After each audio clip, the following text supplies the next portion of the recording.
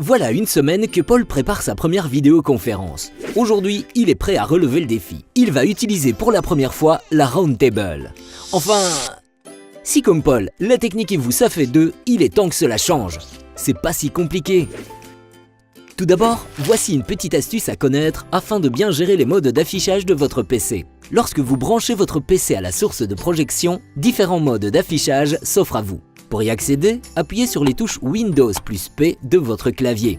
Vous avez le choix entre déconnecter le projecteur pour désactiver la sortie de votre PC, dupliquer pour projeter à l'identique l'écran de votre PC, étendre pour afficher uniquement votre présentation en gardant votre écran de PC disponible pour toute autre utilisation, messagerie Link, Outlook, etc.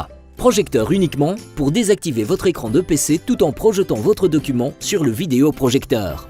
Choisissez de préférence Dupliquer pour simplifier la gestion des deux écrans. Eh bien bravo, vous voilà prêt à faire votre présentation sur un vidéoprojecteur. Et si on essayait avec la Roundtable maintenant? C'est tout aussi simple.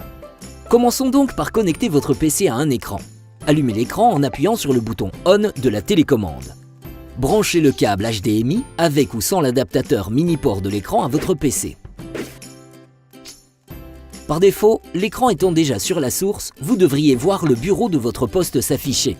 Sinon, sélectionnez la source en appuyant sur le bouton HDMI, puis sur la source HDMI en surbrillance. Nous pouvons maintenant utiliser la Roundtable avec Skype. Et oui, la vidéoconférence se fera via Skype. Connectez votre PC au réseau à l'aide du câble réseau en vous assurant bien que le Wi-Fi n'est pas actif. Puis, branchez la Roundtable au PC grâce à son câble USB. Skype la reconnaît automatiquement. Attention, l'installation du driver peut prendre plusieurs minutes la première fois. Si la Roundtable n'est pas reconnue automatiquement, sélectionnez-la manuellement sur Skype. En cas de problème, réinitialisez la Roundtable en débranchant simplement son câble d'alimentation ou en faisant disjoncter le bloc d'alimentation. Une quinzaine de secondes pour la réinitialisation suffisent et une mélodie se fait entendre pour indiquer le démarrage du système. Vous pouvez maintenant lancer Skype et débuter votre vidéoconférence.